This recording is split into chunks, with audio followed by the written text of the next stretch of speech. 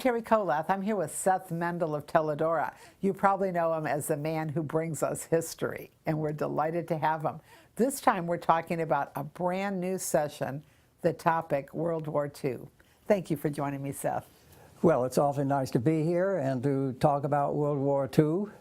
We are delighted that you started with the Russian czars, introducing yourselves to us as an historian, and then moved right into the wars in the United States, World War I, then we had Between the Wars, and now we've gotten to World War II. Yes, that's right.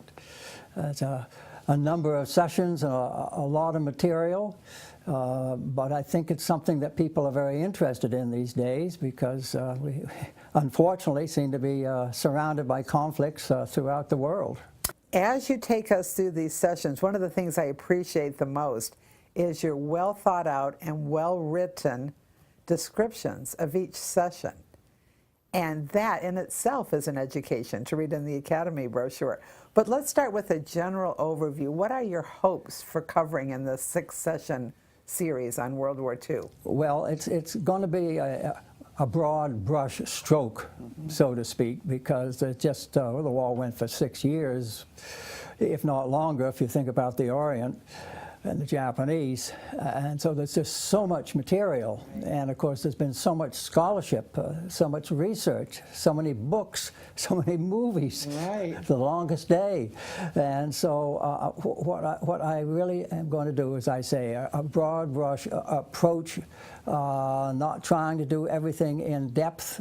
We will do some post holes, interesting things like the Normandy invasion or the Battle of Britain, things like that. But basically to give everybody an overall picture or feeling for the magnitude of the Second World War. Seth, what can we look forward to in Session 2 as we join you for the history of World War II?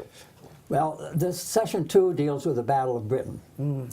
We wound up last week with the fall of France, and of course the British expected they would be next, and Adolf Hitler expected that he would. But there was one very important detail that the German General Staff, and I put this in quotes, had overlooked, and that is that the English Channel separated the French coast from England. And the Germans had no landing craft. So here was the German army on one side in France, and the British over on their side of the English Channel. So where was the Battle of Britain fought? It was fought in the air. And the German Luftwaffe attempted to bomb them into submission, first using military targets, and then they bombed London for a solid month. That's when they took the children to the countryside. But what saved the day was the RAF Fighter Command.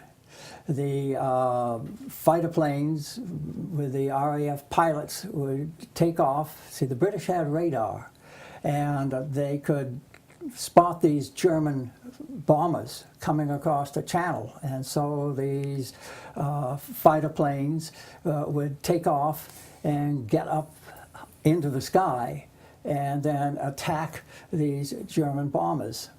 And so this went on through the summer of 1940. And finally, Adolf had to give up. But it's a fantastic story, and we'll go into a bit of detail.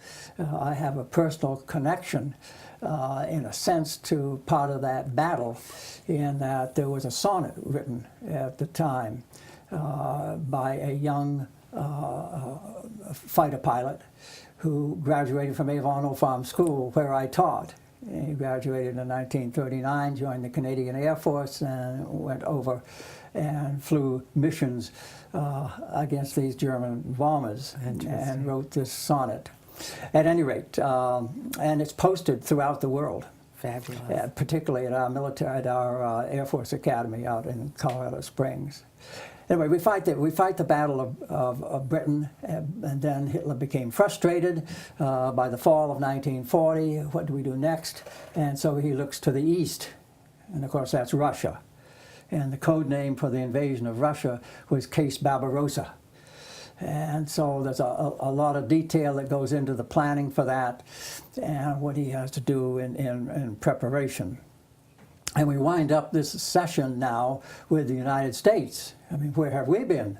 While these battles of France raged and the Battle of Britain raged, what about us? Well, Roosevelt had us standing, protecting democracy, the arsenal of democracy, that we would stand behind Britain against the Germans. And so we end session 2 with a description of the United States at this point. We weren't in the war, we hadn't been attacked, but we were on, what shall I say, the threshold, because we were supplying England at the time. Fabulous. Well, I'm sure you'll want to join us. Please sign up at either service desk. World War II, Session 2.